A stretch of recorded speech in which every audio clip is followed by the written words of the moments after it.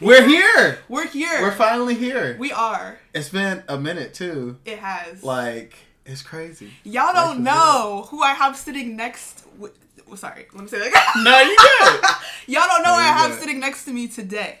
Today we are back on Andsoph season 1, episode 7. Our podcast for ordinary people with extraordinary impact. And today I have a very special guest. The man behind this all. The mastermind, the icon. Today we have Derrick Hinton here with me today. Yes. And I'm so excited for this episode. Thank you for being here. Oh, absolutely. I'm Sophie Wade. This is Derrick. Derrick Hinton. And if you want to just give like a quick intro of who you are. Yeah. And how we know each other. Absolutely. Yes. So, my name is Derrick, and I am a fun guy. I love long walks on the beach. No, I'm just kidding. No, it's cool. I grew up in a really bad neighborhood. I decided that I want to get out of that really bad neighborhood. I went to college, Cal State Long Beach, got my degree in business management. Fell in love with God, fell in love with people. God changed my life completely from the inside out. And I've just been trying to live a life of impact. Yeah. But still have fun, you know? Yeah, totally. Like, you only got one life. You really only Why not got one live it? life. Today, some of the topics that we'll get into is just a little bit about how you were like growing up, how that environment was for you, and how you've kind of evolved. I know you like have kind of opened up about how you were a little bit before, like your personality. Yeah. So I want to talk more about that. Sure. And you're also a relationship coach. I am. And a business coach. And then lastly, we're going to talk about a very exciting business that is in the works that by the time this is released, it might not be released to the public yet. Yeah. But y'all are getting the exclusive first podcast about it because he's planning on talking to everybody and their mom. Yes. We're going on talk shows. Yeah. Podcasts. Before we begin, I asked you guys on Instagram very last minute, which if you're not following our Instagram, please do. It's called @AndSophPod on Instagram. I asked you guys if you had any rapid fire questions and I would shout you out. So thank you for the people that answered at 10 p.m. this night before we shot. Thank you. Man. Forgot to send it out earlier. She actually has 3 questions. Shout out, Elon. She has 3 questions. Yeah. First, what's the last song you listened to? Oh, I love that. Gyra. We call you Gyra. Yes. My daughter every morning asked to listen to Gyra because she wants to worship. It's so cool. She's like the other version, Lecrae. Also from Elon, shout out to Elon. She said, "What's the last movie you watched?" Ooh. All right, so the last movie I watched was actually Dark Crystal. Which is it's like it's an 80s movie. They used to, the sets weren't just CGI. It was like it was real. It was like really well designed. And so that's been really cool watching Dark Crystal. And the only reason why I watched it is because the show came out in 2019. They did like a redo of it. I binged like the series in like 3 days because binging Netflix and streaming is they make it so easy. It's like next episode. Okay. Yes, I will. It's like I need my hit. Yeah, I want to know what happens, and I'm not gonna wait. Okay, next rapid fire question from Elon. What is your favorite part of life right now? My wife and kids. Favorite Love them. Part of life. Shout out. You know, through the hard times, through the good times, we're able to have fun, be at peace. And we just be living our life. It's been awesome. And I love your family. Yeah. I think my favorite part of life is slowing down with friends. Like, I think I struggle to slow down when there's, like, a lot going on. Okay. And recently, I've had more times with friends to just, like I went to the beach the other day with Elon and Blair. Okay. And it was very spontaneous, but we watched the sunset at Malibu. That's cool. And it was just it was quiet. Yeah. It was nice. And I was like, I needed this. And I've been, like, taking walks with my friend Soraya, like, around the town. And, like, that's been good, too. So it's just been nice to, like, slow down with friends. So do you feel recharged when you do things like that? I do, yeah. Okay. And I feel like, okay, I'm human again. And I'm, like, pouring my time into things that matter. Isn't it funny that we need reminders that we're human? Right. And we're not just, like, working to die, you know? Yeah. Yeah, because work could get crazy, right? Yes. It's like it could consume all of your time. Yeah. Seriously. Yeah. Mm-hmm. And then our friends and family get the leftovers. Like, yes. No, that's not how it's supposed to go. That's not how it's supposed to be. Yeah. Friends, family, relationships get the best. Boom. And then work gets your best, but afterwards. My friend Soraya that I just mentioned, shout out my girlie. Soraya. She said, how do you stay motivated in regards to pursuing career goals? Ooh. Great question, Soraya. I think it's funny. Most people don't know their why. Most people don't. You might hear it on social media. You might know that you should have a why. And people would be like, oh, I need a why. Let me make up one. You know? Yes. Yeah. So, like, if you don't have a strong sense of purpose before even finding that strong sense of how I'm going to make my money and live, it could interfere with each other. I was going to say something similar. I think, like, yes, having a purpose in front of you, and what also helps me is to remember it was never that serious. Yeah.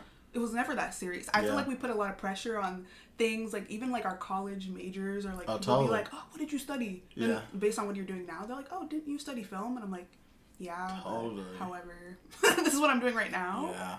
So I think, it was like, just remembering it was never that serious. And this is just something that we have temporarily, like while we're on Earth. Yeah. You know? Like this, it was not supposed to be our entire life. Yeah, totally. We have a short life to live. So my friend Marissa, shout out to Marissa. She said, who is your favorite, specifically female artist at the moment and why? Favorite female artist. Okay. Yes. One of my favorite female artists is Beyonce, for sure. Hands down. Oh, yeah. Yeah, Beyonce. I love her. And her tours. Country album. Like, I was like, I love country all of a sudden. I think for me, it would probably be SZA. Yeah. I just love Control, SOS, and her music. And I feel like especially, have you heard Good Days? I have not. I know. I should be slapped. I'm sorry. You guys are slapped. I'm sorry. We are playing that on our break.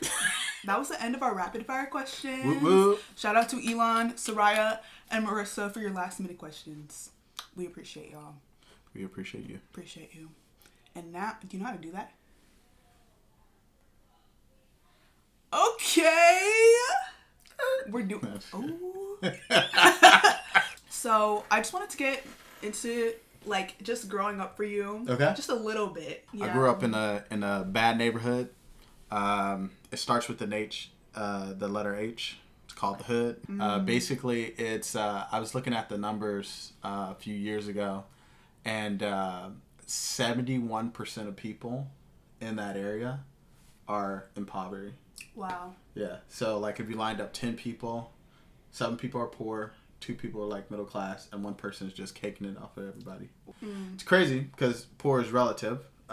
Because, you know, you go outside the United States, you have much dire situations. So, I consider myself blessed for even growing up here. Yeah. And even in the hood. But, yeah. But, like, not seeing life past high school because most of your friends are getting shot and stuff. Wow. That's tough. You know, one time in the apartments I grew up in, the ABCs. Yeah. We call them the ghetto birds. Wow. The helicopters. Yeah. But back then, so I was this is probably in the early 90s.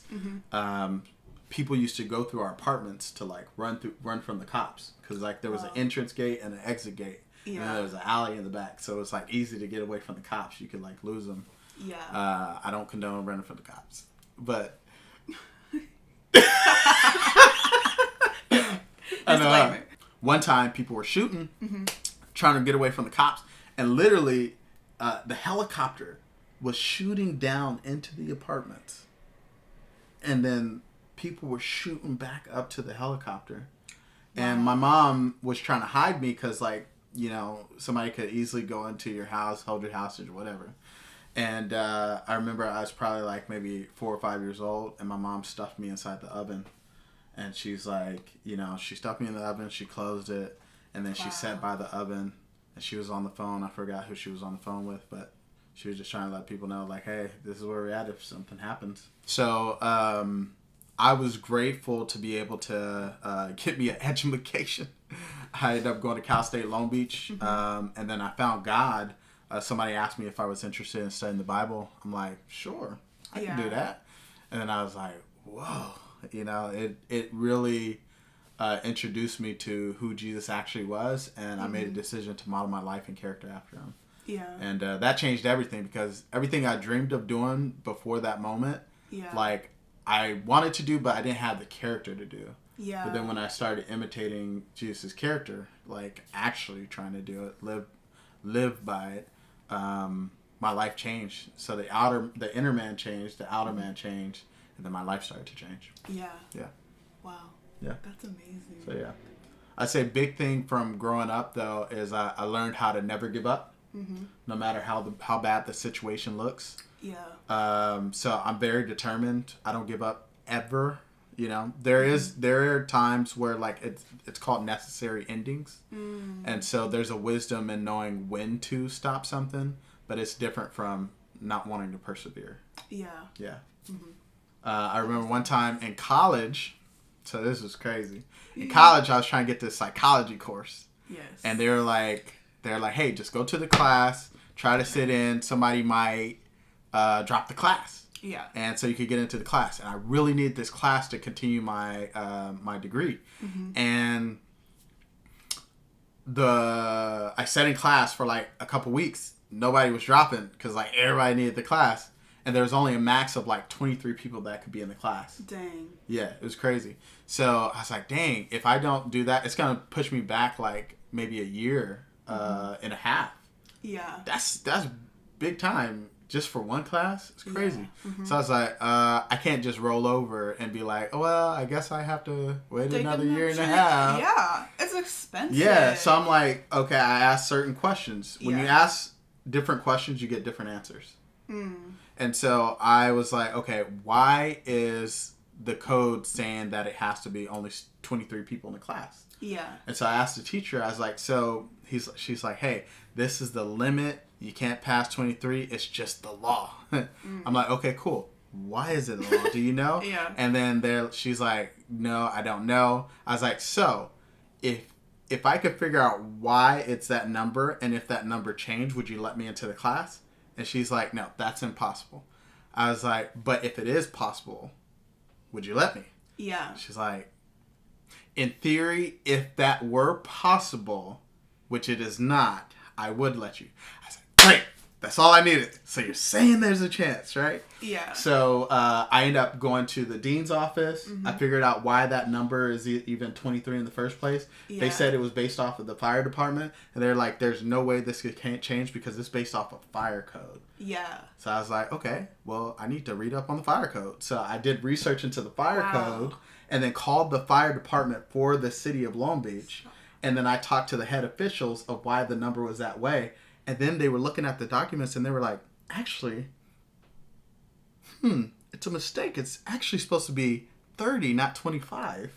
Wow. And so I had them email me that. And then basically I had them send it to the dean as well. The dean changed the numbers on the paperwork. I brought it to the teacher and I got it to the class. What? So, yeah. That's crazy. Never give up. Never give up. It's particularly where I come from. You got to be resilient and adaptable. Or you just won't survive. That's a beautiful transformation. Yeah. Wow. Yeah. I literally cannot imagine how that was for you growing up. Yeah. And then choosing that you're going to continue to fight and keep going and create a different life for yourself. Yep. And you see yourself now with your family and all your passions, and you still have that resilience and you're still adapting to whatever comes your way. So yeah. That's amazing. Thanks for sharing your story. Yeah. A little bit about your story. This is so much fun. Oh. This is fun. Yeah. This is your last episode. I'm gonna cry. I know. In the solo episode, I'm gonna be I wanted to get into a little bit about relationships for you. And also hear how that has changed over time. Because you are a very relational person. I am. And I feel that's how we came together. Yeah, because you're just so people focused, and the way you go out of your way for people that you don't even know. People over profit. And you've met I'll wait till that car finishes. Oh, that's a helicopter. It's a ghetto bird. That's a bird. That's a ghetto bird. We're not in Kansas anymore, Dorothy.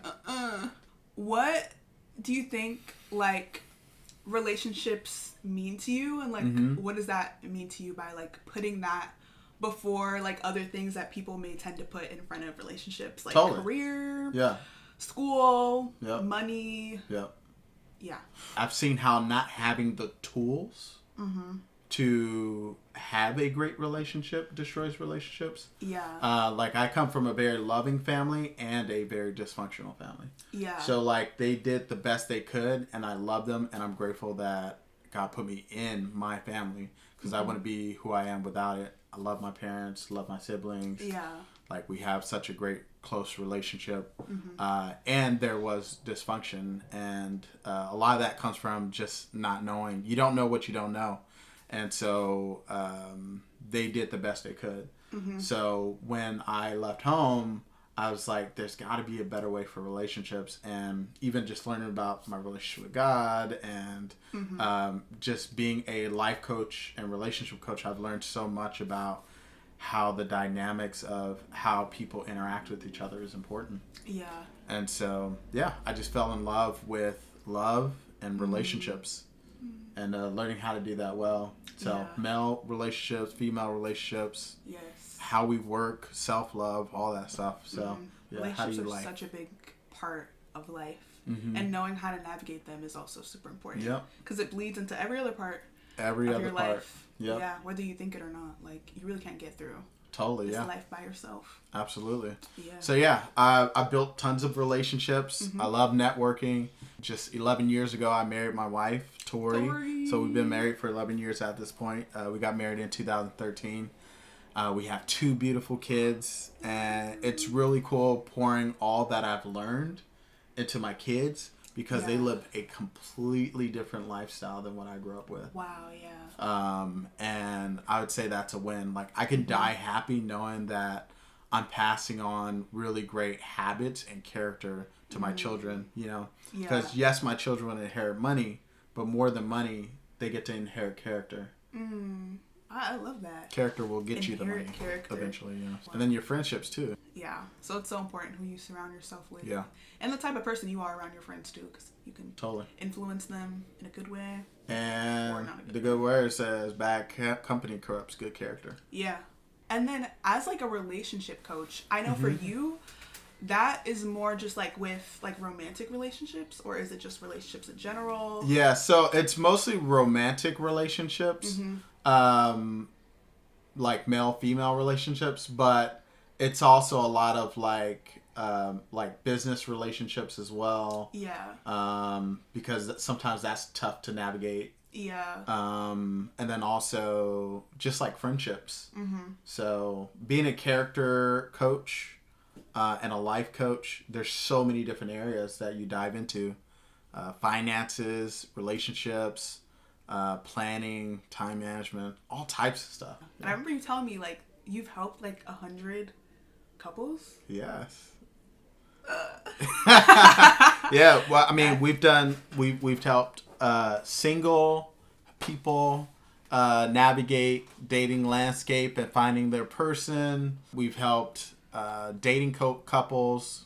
I've done counseling for dating couples, premarital counseling, marriage counseling. We've done divorce care, engagement breakup care. We've done everything. Yeah. Yeah. Among, like, working with all those people, like, what have you found have been, like, the most common, like, red flags in those relationships, and what have been the most common, like, green flag, like, sign of, like, healthiness? Yeah. Right. I would say the most common red flag is ghosting. So when times get tough, especially in today's day and age with social media and stuff, how you could just easily unfollow somebody. Yeah. So I think sometimes we unfollow people in our heart. So it's like, oh, you said that? You did that? I'm going to unfollow, and you're not even going to know it. Wow. And so people are like, how did this relationship just change? Like, what happened? You know? And then they start getting salty, and they go, unfollow. I'm unfollowing you back. I'm unfollow you back. In my heart. In my heart, yeah. Ooh, yeah. So it's like, But how does a relationship grow? Because there's always going to be something. Yeah. And so if you're constantly unfollowing, you'll be look at yourself in the future and you're like, I ain't got nobody following me and I ain't following nobody. And you'll be alone and isolated, and it's a terrible life to live. So yeah, and then, you know, I just think conflict resolution is like the number one predictor of like if a relationship lasts or not. Yeah. That could be a love relationship, a business relationship. Yeah. How well you resolve conflict will determine everything. Yeah. Yeah. For sure. That's a huge one. Yeah. Yeah. So do you actually talk about issues? Are you talking at the person? Are you talking with the person? That's a big difference. Yes. Sometimes it's like, I just want to get out what I want to say and I'm going to walk away. Yeah. And it's like, yeah, you shut down communication. Right. Yeah. Where'd the communication go? Yeah, that wasn't communication. Yeah. Yeah, that was venting. And so you emotionally vomited on the person. And the person's sitting there like, what do I do with this? Yeah. I have no plan to change. I don't have any support, you know. And what's funny is a lot of times we could do something out of a mistake. And then from the other person's perspective, it looks like you did it on purpose. Yeah. Yeah. So it's funny because sometimes we like to judge ourselves by our intentions, but then we judge other people by their actions. Like what they do. Yes. So it's like, I want you to judge where my heart was and what my intention was, and I didn't mean X. But then sometimes people don't want to give other people that same respect. Right. Like, let me figure out what was your intentions, your motives, and etc. Yeah. Let's have a conversation. Like the heart of it. Yeah. I think sometimes people just go, oh, this is what I saw, this is what my perspective is, and so this is truth. Yeah. Instead of actually doing the due diligence to figure out what is true. You know? I was taking mental notes. Mental that is notes. So good. Yeah. Yeah. Leave the ghosting for the ghosts. Leave the ghosting for Casper, please. Yeah, Casper.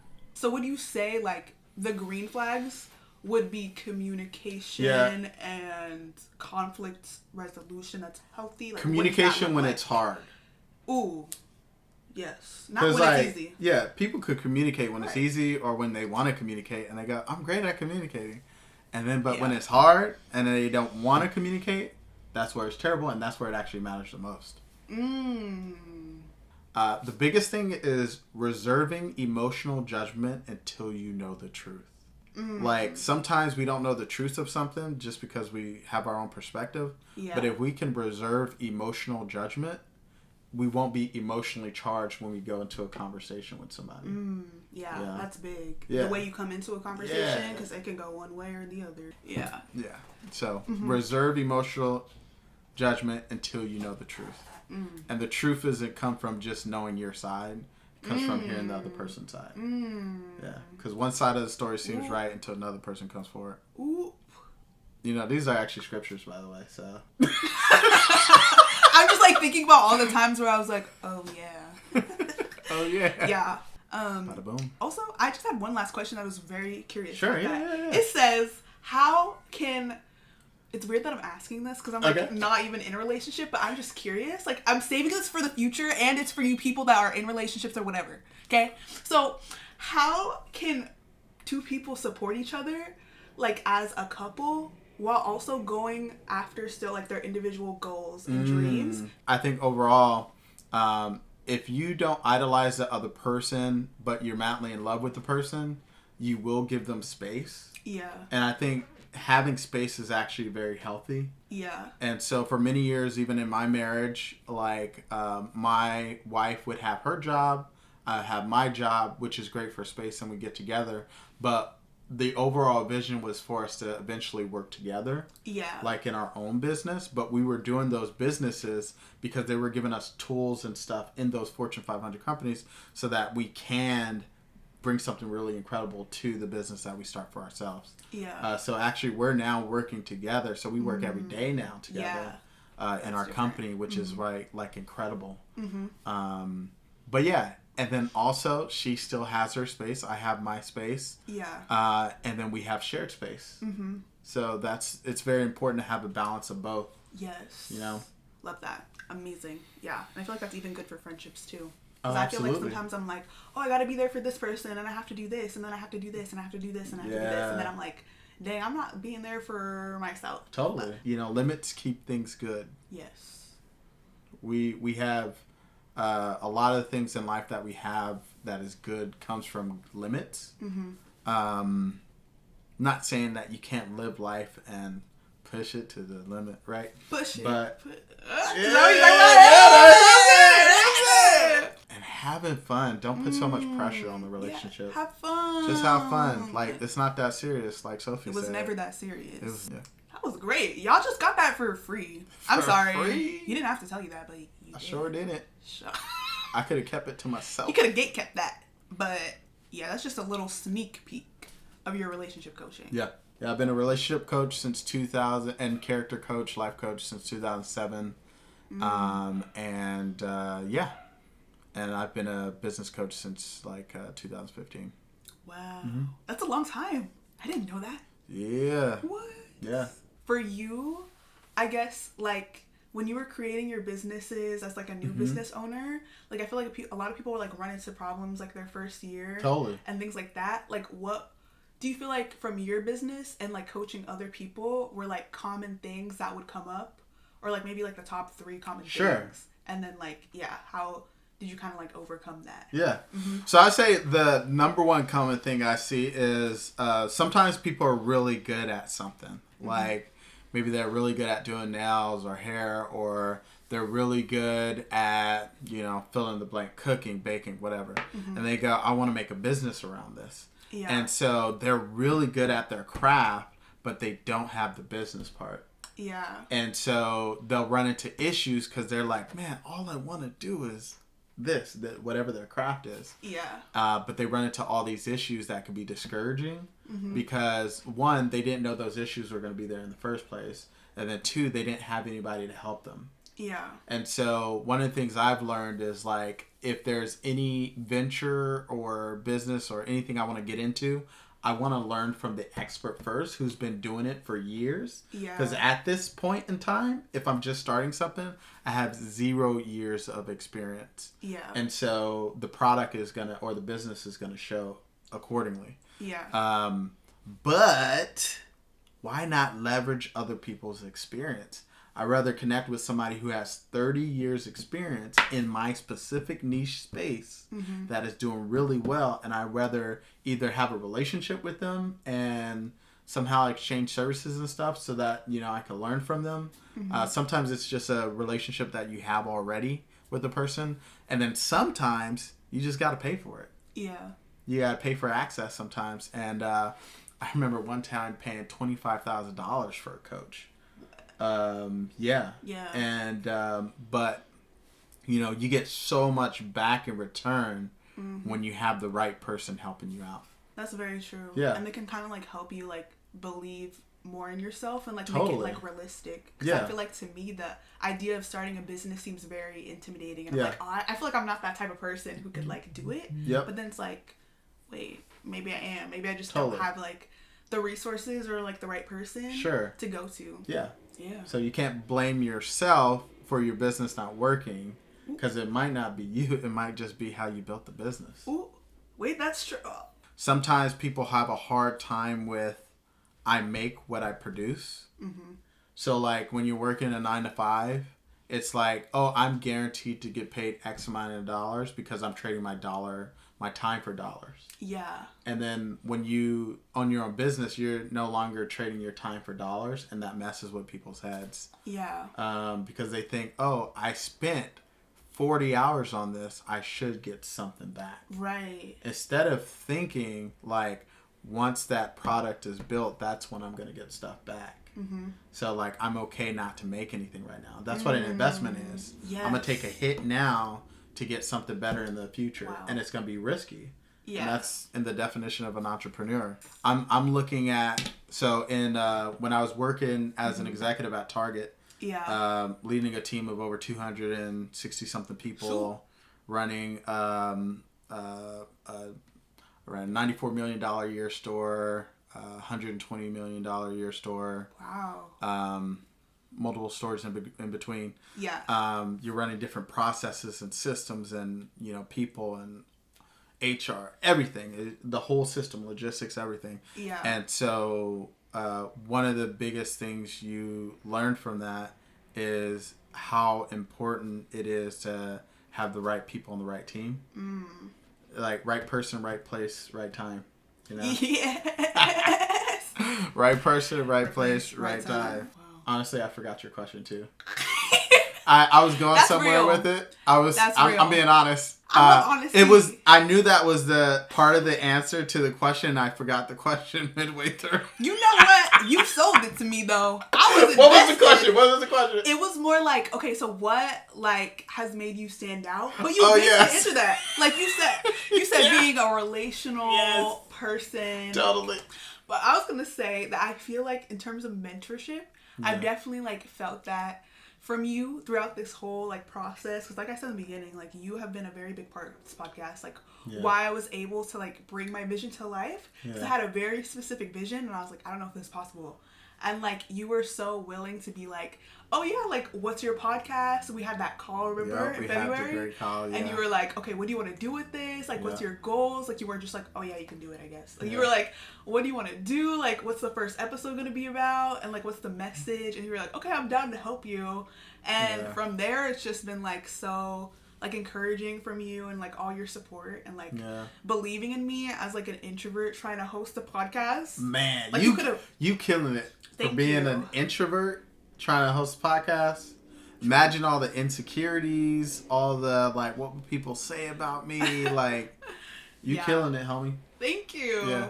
I appreciate it so much. But yeah, I've definitely felt that from you. And I feel like this relationship will last for many years. Oh, this absolutely. is just the start of just our bonding, and it's been so cool to get to know you again, because I've known you for a while, but we weren't really tight. Yeah, we weren't tight. We weren't locked in. Yeah, but now we locked in. Now we locked in. You've been my mini coach. Yeah, my mini I love coach. It. All loves. Yes. All loves. Yes. All loves. Thank you. But yeah, I'm so excited to get into your business. Yes. Which has been something you've been working on for a hot minute since I started this podcast. Yeah. This was a thought. For sure. That was now is a thing. Yeah. So I would love to talk about it, because there's also a part of your story with just how you've overcome and your resilience and adaptability. So I would love to get into that, your story with that, your health journey, and how you're going to use that to now impact other people in a very try to change the world. Unique way. Almost 2 years ago now, back in 2022, I was afraid to go to sleep, and because I felt like I was about to die. And I don't know if you've ever had a near-death experience before, but it's scary. You feel is this real? And for me, I was afraid to go to sleep, and I was praying to God. I was like, God, please don't let me die. I feel like I'm about to die in my sleep. I just felt like something told me, hey, you're not gonna. Honestly, I believe it was God. Hey, I don't think you're gonna make it. And so I'm like, this is scary. I've never heard this before in this way. So I was like, hey, please God, wake me up in the morning, and I promise I'll go to the hospital to check to see what's going on. My wife was in Vegas for a conference because she does PR. Yeah. She's actually one of the top PR people in the world. It's pretty cool. I love Tory. Incredible. Shout out to Tory. My wife incredible. Is boss. Yeah. It's cool. Wow. It's cool, a power couple in relationships and in business. It's cool. Yes. Yeah. So anyway, I woke up. I had my daughter in the bed too, and she was 10 months at the time. So I'm like, if I die in my bed, my daughter's probably not gonna make it. And so I'm like, I need to make it to the next morning. I went to the hospital the next morning, and the doctor said, "Hey, what made you come in today out of all days?" And I'm like, well, I felt like I didn't want to tell him, I felt like God told me about that, but I'm like, hey, I just felt like the need to come in. And he's like, well, I'm glad you came in. We can't let you out of the hospital. They kept me there for 7 to 10 hours. Wow. We can't let you out of the hospital because you should be dead. or in diabetic coma. Wow. And so they tried to get a reading on my blood glucose, and basically they diagnosed me with type 2 diabetes. The doctor said I was going to have it for the rest of my life. My organs were failing. I had high blood pressure. My bad cholesterol was high. My good cholesterol was low. My whole body was just like falling apart on the inside. Yeah. Yeah. And then like my liver, pancreas, and my kidney is the organs that were just failing. Wow. So I'm like, is there a plan to like beat this thing? And the doctor's like, no, you're gonna have this for the rest of your life. Wow. And you're gonna have to take these medicines. And you know, I love doctors. Shout out for doctors. You know, I'm grateful for having medical personnel who have expertise that we don't have. Yeah. I also am really big in advocating for myself. Yes. And I believe everyone should advocate for themselves. Yeah. And so I was an advocate, and I was like, hey, you know, like, can I do some research before I'm doing, like, taking all these medicines and stuff? And the guy's like, well, basically, you should be dead. Like, this is a time to experiment. And, you know, in my mind, I'm like, I'm not experimenting. I'm going to figure out solutions to this problem. Yeah. That's what I do in business, relationships. I solve very complex problems, and then I make it seem very simple. I'm like, I just never did that for my health. Yeah. So I end up getting a second opinion. I went to another doctor, and I was like, hey, you know, and this was 2 weeks later. Because I created like a plan. I did all this research with science stuff, and I put together a plan. And it was like such a small part of the plan that I actually have now. Yeah. But it was just enough to start working. Wow. And so I went to the second doctor, and they're like, I'm like, yeah, so this is what I'm doing to repair my body of type 2 diabetes. And she's like, well, you know, what are you doing? And I was like, yeah, you could check my numbers. Normally I was at an A1C of like 14%. And A1C measures like the amount of sugar in your blood. So don't think like, you know, cane sugar. Just think of like, you know, glucose. So it measures everything you eat turns into glucose. So it measures the amount of glucose in your blood. And how they determine if you have diabetes is if you're like above 6.5. Pre-diabetes is between like 5.7 and 6.5, 7. Doctors always argue between if it's 6.5 that you got diabetes or is it 7. But in that range, you got diabetes. Yeah. So anyway, I was past 10%. Wow. 10% is like you get into deadly territory. And I was like almost 14% with my A1C. Whoa. So I actually maxed out every machine that they used to get my blood glucose. So my glucose was like in the thousands. Wow. Yeah. When normal glucose is between 60 and 100. Yeah. In just 2 weeks between seeing the first doctor and seeing the second doctor, I had lowered my A1C from almost 14% to 10%. So the doctor's like, no, that's impossible. A1Cs don't drop that fast. I was like, you could check my chart. You could check my medical records. Like, So she checked it, and she's like, what in the world? She was comparing the two. She's like, what are you doing? So I told her all the stuff I was doing and the system I had to repair my body.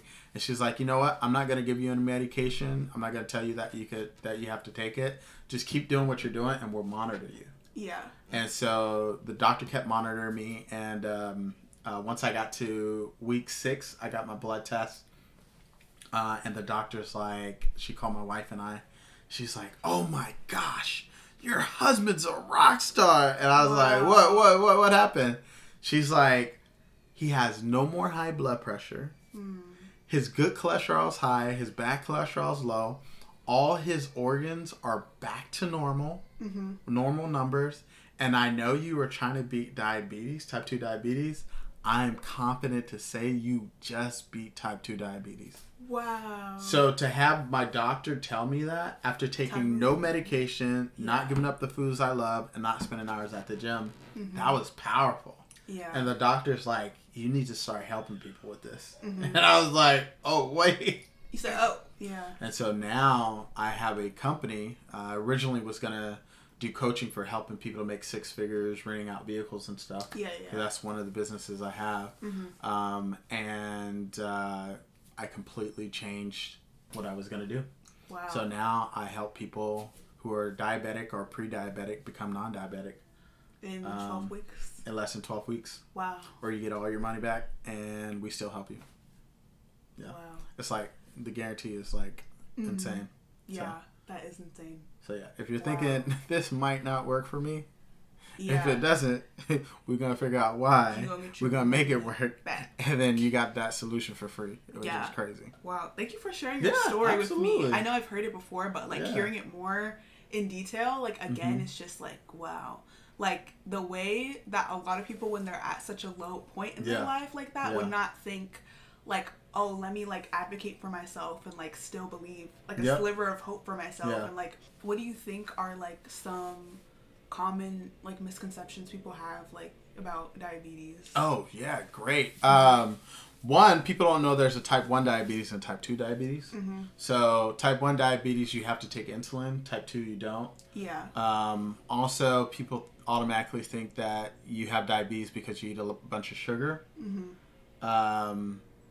But the thing is, it's the amount of glucose in your blood. So like broccoli, if you eat broccoli, it turns into glucose, which is sugar. Yeah. And basically, it's all about how fast it turns into sugar into your system. That will determine the release of insulin in your body. And that will determine, depending on how much insulin is being released, how often it's released, the times it's released, that can throw off different systems in your body. And it could cause you to get type 2 diabetes or become insulin resistant. Your genetics is like the gun, and then pulling the trigger is like your habits. Wow. I very much think like an engineer in systems. That makes a lot of sense now that but you I'm said actually that. very relational too. So yeah, it's interesting. Yeah. Wow. Okay, now that you said engineer, that makes sense because I'm like, how does your brain think like that? Because like my brain does not. Well, maybe it can. Yeah, totally. Like, yeah. Wow. Yeah. That is so cool. Like bringing your knowledge, but also your heart. Into it too. Absolutely. Really cool. At my company, No More Type 2, we've come up with a way to, it's almost like a fast pass. You ever been at like Disneyland or a place where they give you a pass where you can get a cut in line? Saves you all this time. So instead of spending all this time and money trying to figure out how to manage your type 2 diabetes, there's a way that you can lower your A1C to below 5.7 so that you are considered you don't have type 2 diabetes anymore. So that's why we call our company No More Type 2. Yeah. I love it. And so how it works is actually I'm going to give her and you guys a very special link. It'll probably be below or something like that. Yay. And it's like a learn more. You click the link, you press learn more. We can exchange contacts information, and then I could give you more information. Essentially, you start the program. We sign a contract basically saying, hey, we promise that this is what the goal that we're going to help you with. And we're going to give you everyday coaching, support, and accountability for the full 12 weeks. Every single day. And you also start with video modules where you go through the video modules so you can learn as much as possible. However, it's not about retaining everything you learn from the videos. Right. Because my mom actually, she has a learning disability. And so for some people, they could try to learn something, but it's very tough for them. They can't retain. You can still go through the program and have success without learning anything because we outsource all the human stuff to make sure that you have great systems to put everything into practice. Wow. So it's really cool. That's amazing. We give you all the tools, all the resources, all the science. So we give you like over 100 and something scientific journals and medical documents so that you can actually see the research for yourself, chemistry documents. And you only got to learn all that stuff, but it's there if you want to. As a resource, yeah. Because that's how I built it off of science. And math, so it's like, indisputable. Science isn't indisputable. So Anyway, it's really cool. After you go through the video modules, it's like Mission Impossible. You get a mission every single day, and then you get the accountability at night to see like how much of your missions you completed. So it's almost like a game. Yeah. It's like gamified almost. Yeah. And then you get everyday coaching, support, accountability. After the program's over, you get an award ceremony, you get a trophy, and you get a vacation for 2 people to say, we want to celebrate you for the accomplishment you made. Yeah, because it's such a big accomplishment. Oh, yeah, totally. Absolutely. Like, wow, life-changing.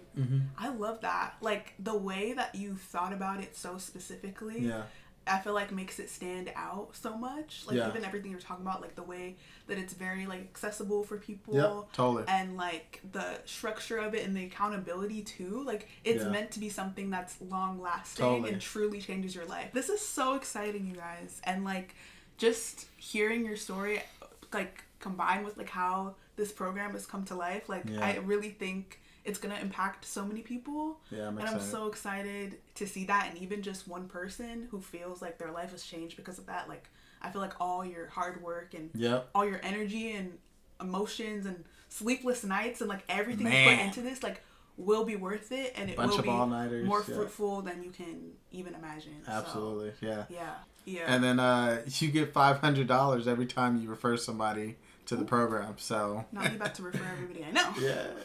10 people a month, you got $5,000. But there you go. Now you have to quit everything and do that. Just kidding. Thank you for sharing everything. And this was fun. This was fun. It was super fun. Yeah. You did an amazing job. Thank you. Like, you shared so much wisdom, jam-packed in this time. Like, I think y'all are going to have to rewind and, like, watch again and take notes, because you shared so much great things that you've learned, like, over your lifetime and now, and the impact you're making. So I'm very honored to have you on here. Yes. Thank you for everything. And thank you for helping making this podcast happen. Yes. The man behind the camera. I'm so proud of you. Thank you. It's one thing when you give somebody advice and they go, that's really cool, and do nothing with it.